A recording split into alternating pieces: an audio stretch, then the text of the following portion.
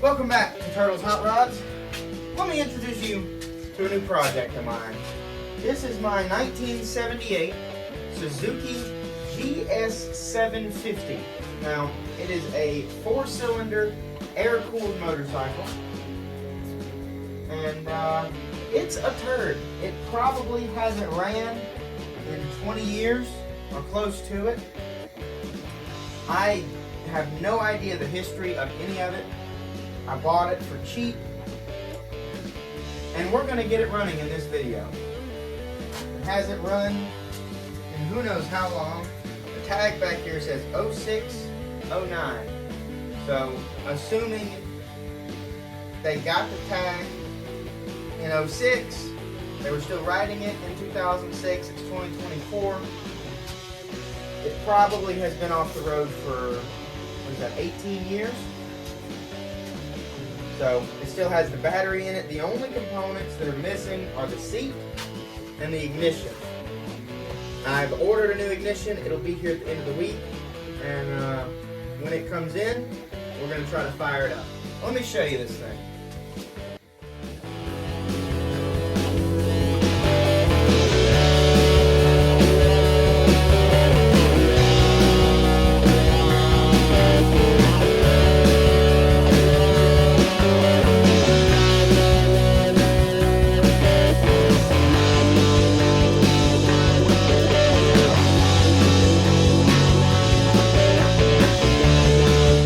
Happened is it seems to me like the ignition went out and the fellow that owned it took the ignition out of the bike to take it to a parts store or a motorcycle shop to see if he could get another one, and never got around to putting it back in, putting the new one back in and riding it some more.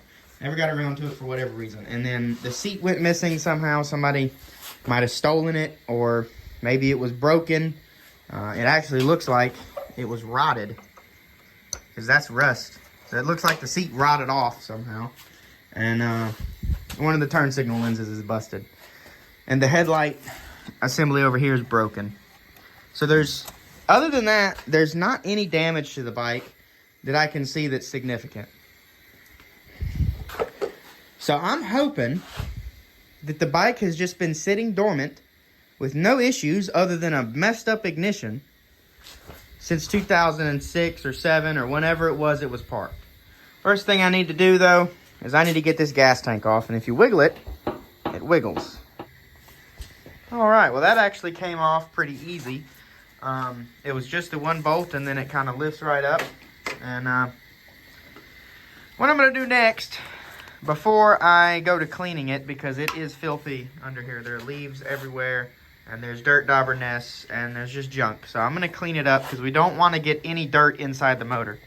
I'm going to take this can of peanut butter blaster, and we're just going to squirt anything that can move when we twist that throttle. So something like that. This thing here.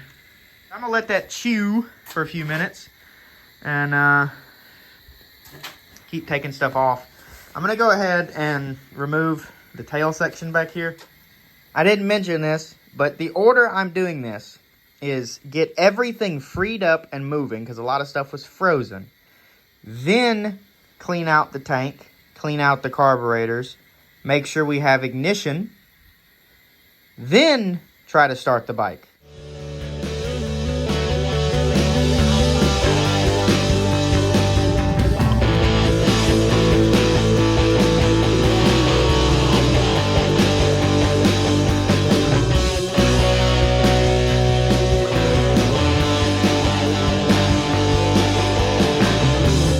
Okay, so I have made some serious progress.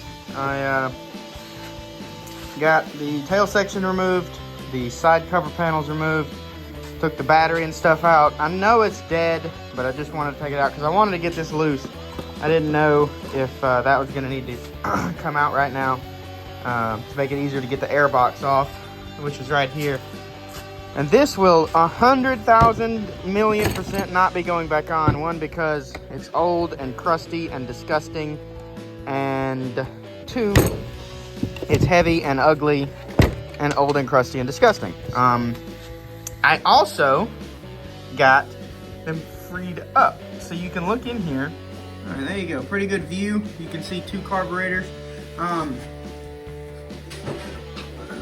So basically before, I was only able to get 30% throttle, which was about there.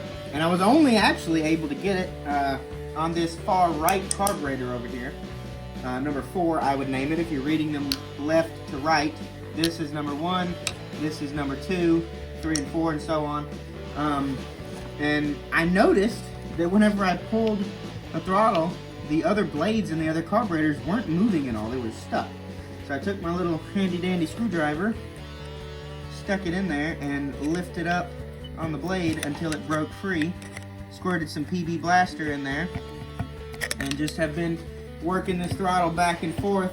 And as you can see, it's pretty smooth, and we get full throttle on all 4 carburetors, which is going to be very important and very necessary if it's going to run. I'm going to go ahead and unbolt all 4 carburetors from the engine.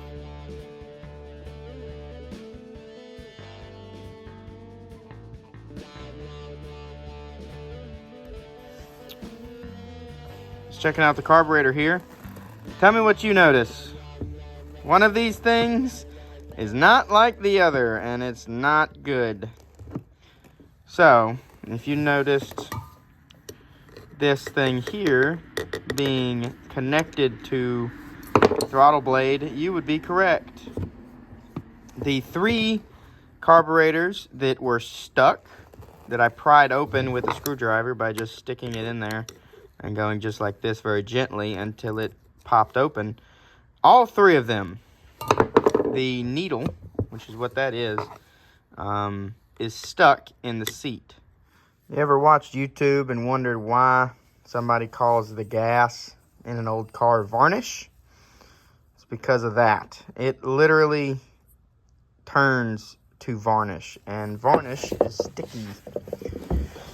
If you look at this, the float barely wants to move. Like, I have to put pressure on it. These should be flopping around. If I move this, it should be shaking. There should be no resistance on the float because the fuel level is what is made to raise and lower that. So that ain't good. Looking down at the main jet, which is this one, it is clogged. Can't see through it. That one's clogged. This is going to be a full rebuild situation. I didn't want to do that, but I got no choice. So I'm going to go ahead and get on the interwebs and order a complete rebuild kit for all 4 carburetors. And we're going to have to rebuild every single one of these guys.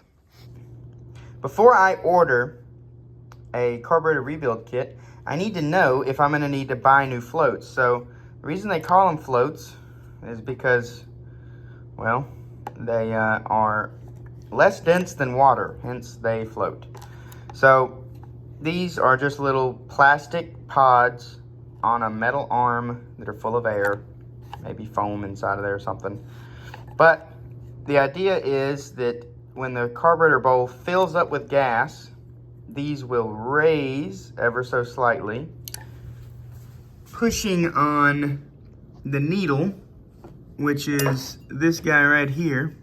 Pull that out. See that? It's a needle. And when that needle is pushed, it seals on the seat, which stops the flow of fuel into the carburetor. So if these are bad, you can put them underwater, just like this, and hold them underwater, and you should see bubbles. So you don't want to see any bubbles, because if it's filling up with water, it's going to fill up with gas, and then it's not going to float anymore. The reason I'm testing this is because the difference between a rebuild kit with floats and a rebuild kit that's just needles and gaskets and jets is about $35. So I'd save a decent amount of money if I don't need new floats. So just looking at it here, this one seems to be all right. They're kind of tricky to hold down. So that one's good. They look good. Okay. Good deal. So the floats are fine. So I'm going to go ahead and order a carburetor rebuild kit without float.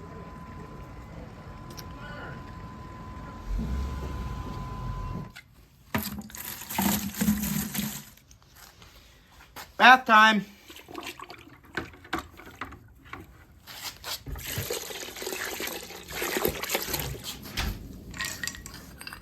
Can't forget our doubloons, bath bombs,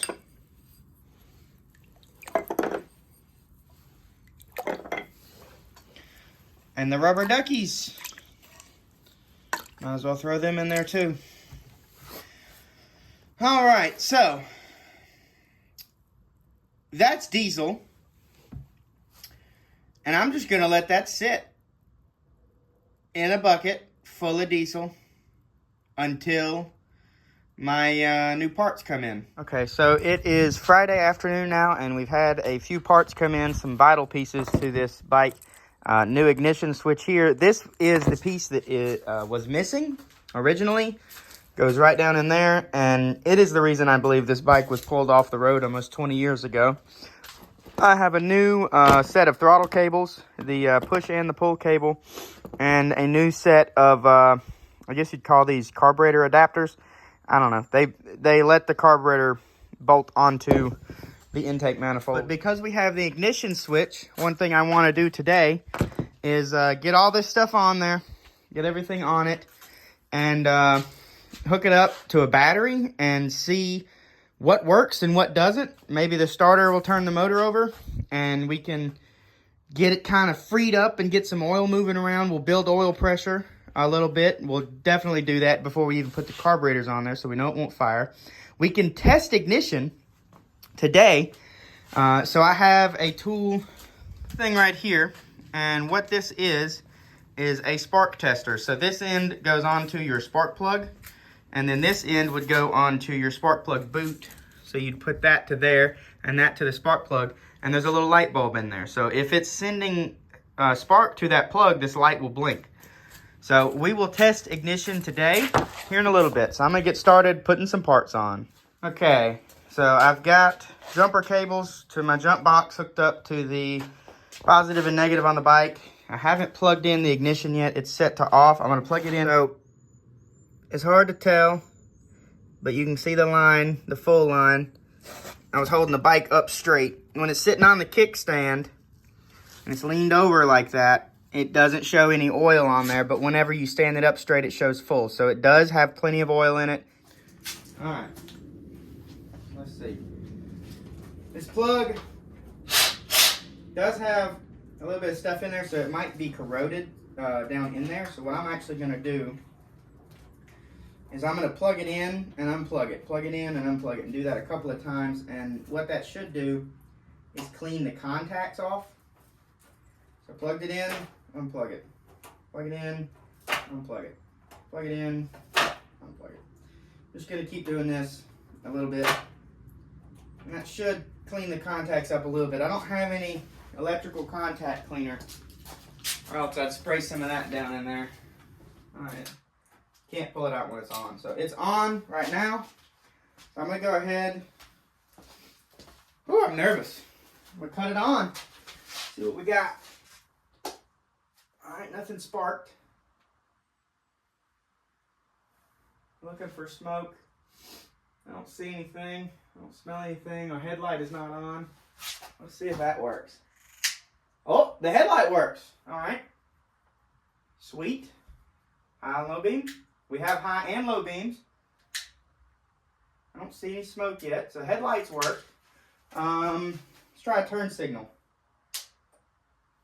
Okay, so the right one lights up, but it's staying solid. And if I had to guess why, it would be because we don't have the tail light hooked up or any of the rear turn signals. So a lot of times vehicles will have a feature built into the wiring system that if you have a bulb that's out and you go to cut on the turn signal, it will just stay solid. It won't blink unless there's a circuit that's connected, and that tells you that you have a bulb out, so you know to change it. So I bet that's why that's just staying solid. I do hear a relay clicking in the back when I cut that on, so that's nice. Left turn signal, nothing.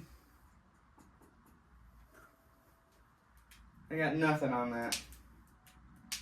It's probably just a bad bulb. So, all right. Horn. Oh, we got a horn. Beep, beep. Go ahead and cut the headlight off here so I don't drain my battery now. All right. We're going to hit the starter. Probably the first time in almost 20 years this thing has spun over. The starter, let's see if it works. It's on the off position. It may not work with it on off. Okay, I don't have anything. I don't know if I'm in all right, the lights. I have an oil pressure light and I have a neutral light. I'm going to turn it to run. We will have spark, but there shouldn't be anything flammable for this thing to actually fire up. But it is in neutral in case it does. No way. Wow. And we built oil pressure. Hot damn, we are in business, dude. Okay, so I've set up the camera here. I've got it taped together. Kind of rudimentary. We're going to see if it works. So I've got the key on. Battery on. Let me go hit the starter. And then you guys tell me if that's blinking. That should be enough. I'm trying to not drain the battery too much. Because if it is blinking, I'm going to squirt some carburetor cleaner down those intake holes and we're going to see if this thing barks. Okay, so you couldn't tell in the video, but it was blinking. I just watched the video back. You could not tell at all. Go ahead and cut this stuff off. And you couldn't tell at all. Maybe it's the sun shining through it, but I picked it up and I looked and it's very weak. It's a very weak blink, but it is blinking. This battery sucks, honestly. It's not good. I might crank my Firebird and hook up some jumper cable. Okay, I have it jumper cabled to the Firebird currently. It turns over a little bit faster, so we're going to try. I'm just going to spray it in one hole and see if it'll bark off on one cylinder. The key is on. Oh my God, it fired. It literally just fired. We're going to try all the cylinders now.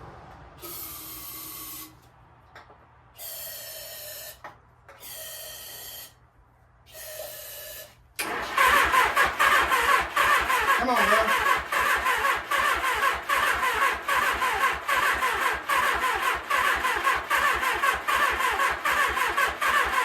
Might be flooded.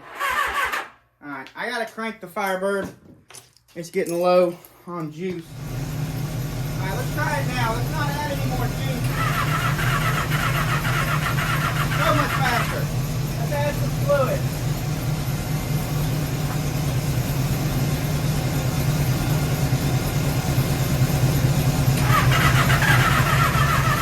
Okay, well, the bike ran, kinda. It barked off. There's no way that you could get it to idle like that because it's literally at wide open throttle on the air. Now, there is a trick that I'm going to try to do, and that will be to cover each of the holes about halfway with tape. And that will reduce the amount of air going in. We're going to try that before I put everything up. But I heard it, holding it on the starter, I heard it skipping and getting faster, like it was firing, but it wasn't staying running long enough for me to let go of the starter and have the engine just run. But it was firing off. We did have combustion on, I think, every cylinder.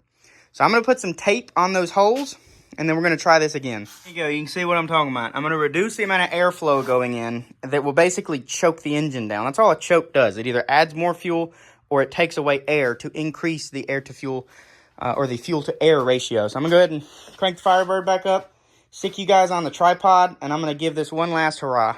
It's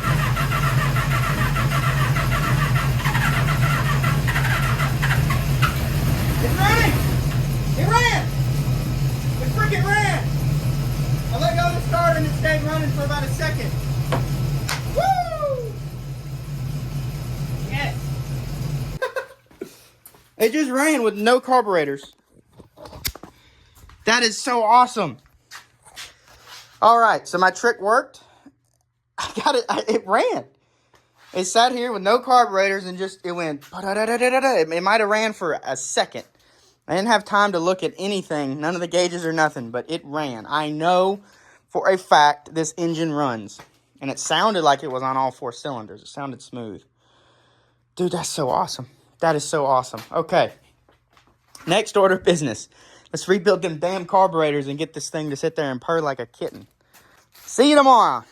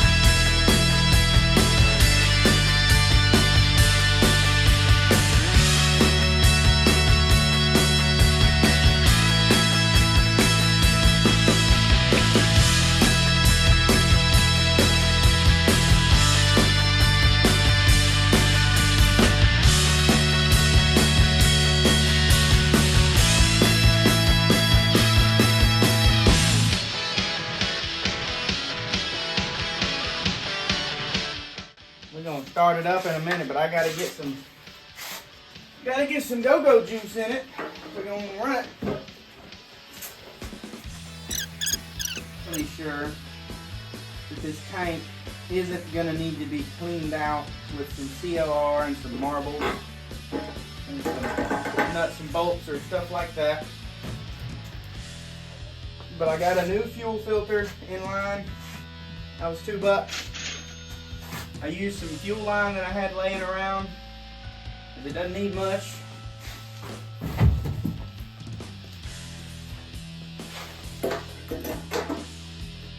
Alright, I'm going to hook up some jumper cables to my Firebird. Let's see if this thing's going to run. Here we go. It should crank up. It should start. Hopefully.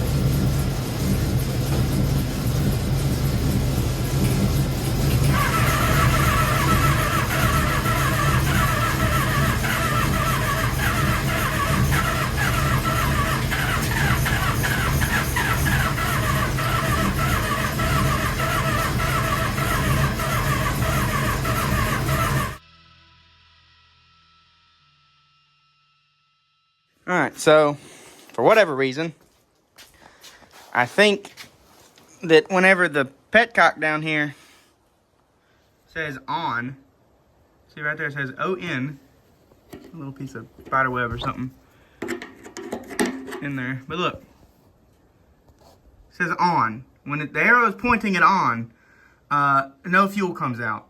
You have to have it on pri or reserve. So I guess that's primary and that's reserve. I don't know. It doesn't make any sense. Got it running. Got it running. Carburetor is leaking real bad. Try to keep it running.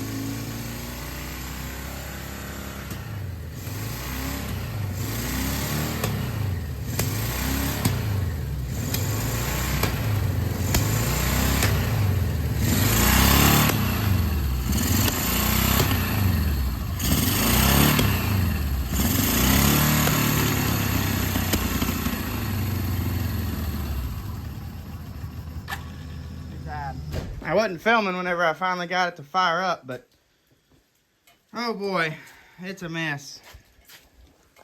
It's not as good as I thought it was. The condition of the carburetors, they are in rough shape. So the petcock leaks, look at this. Look at it dripping gas. It's dripping from, let's see, 2 out of the 3 carburetors, the 2 inside carburetors are leaking. Carburetor's gonna have to come back off, and I'm gonna have to do another look at them. But look at the thing is soaking wet with gasoline. I'm gonna cut the fuel off. I gotta figure out where it's leaking from. I'm thinking it might be the fuel inlet right in there. Like, this whole thing might need to come completely apart and have a complete rebuild. I might need to buy a master rebuild kit and just replace everything. And that's gonna be a little bit of money. So that'll be later on. I'm gonna try to get it running again without the noise of the car, so I can really listen to it and try to dial in the idle. I want to see if it'll idle like it is. I believe it's leaking all that gas from the fuel inlet. So the way that works, I think I showed it earlier in the video, fuel comes into the middle. You got 4 carburetors. The fuel comes into the middle, and then it goes through little tubes in between each carburetor. And I think it's leaking from those little tubes to fill up the bowls, is what it looks like. And to fix that, I got to take all 4 carburetors off of the plate that they're mounted to and rebuild the whole thing. I probably will do that, but I want to see if I can get it to idle. Hopefully we don't have a fire.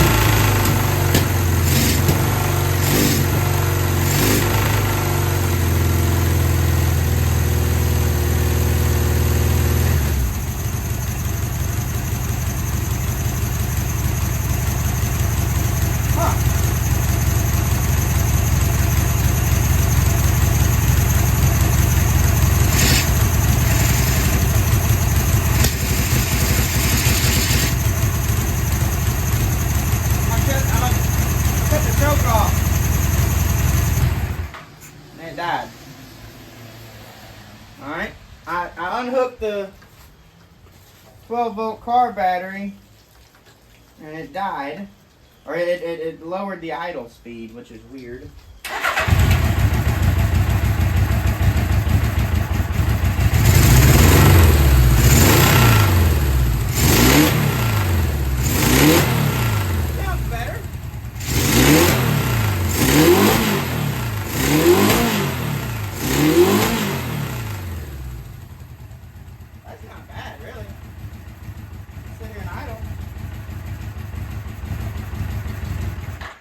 Turn that idle up just a hair. Starts right up. I'm gonna unhook the battery again, see if the stator works like it's supposed to. Alright. So the charging system works because there's no battery in it. It's sitting here running. But it does seem like it's weak.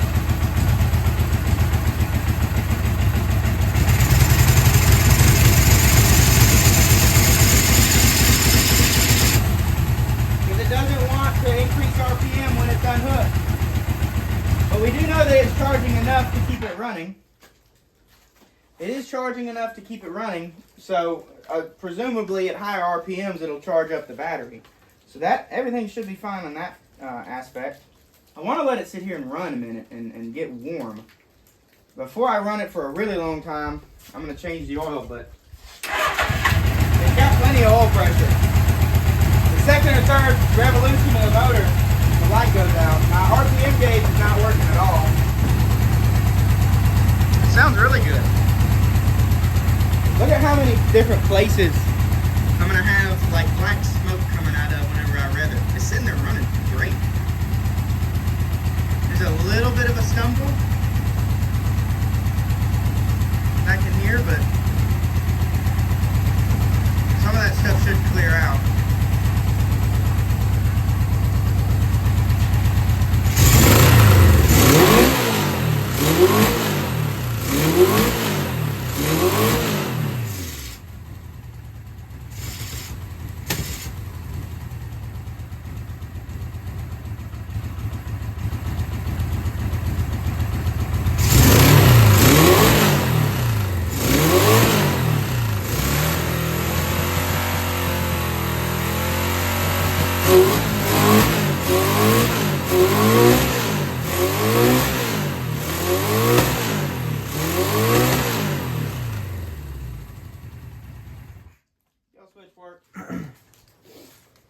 Well, I would consider that a success. After almost 20 years of being completely dormant, this thing will sit here, it'll crank up and it'll run and it'll idle and it'll rev. Now, whether it'll do all that in gear with load, I don't know. We're going to find out. But before we go any further, I must fix that gas leak. It is very significant and a huge fire hazard. So that'll be priority number one. After that, I need to get a battery for it so we don't have to use the jumper cables all the time. And I'm going to work on the brake system. That'll be next video. We'll get this thing to where it will drive in the next video, and you can take it down the road. Now, the tires are cracked up worse than Uncle Terry's toes, so we won't go very fast, but, you know, we'll go. They hold air. They seem to be all right. I think 20 or 30 miles an hour. I should be able to know whether it's going to be a feasible thing to spend a little bit of money on to make nice or not. So it runs, it idles, it revs, it has oil pressure, the lights and stuff work. It's showing a lot of promise. So that's going to do it for this video, guys. Thank you so much for watching. If you want to see more on it, subscribe because there's going to be more to come. Hopefully everything works out with this thing. If you haven't checked it out already, go check out my videos on the truck that I'm building. I'm doing a 69 C10 resto mod for my dad. And I guarantee you've never seen one quite like mine. So give it a check out and let me know what you think. And I'll see you in the next video.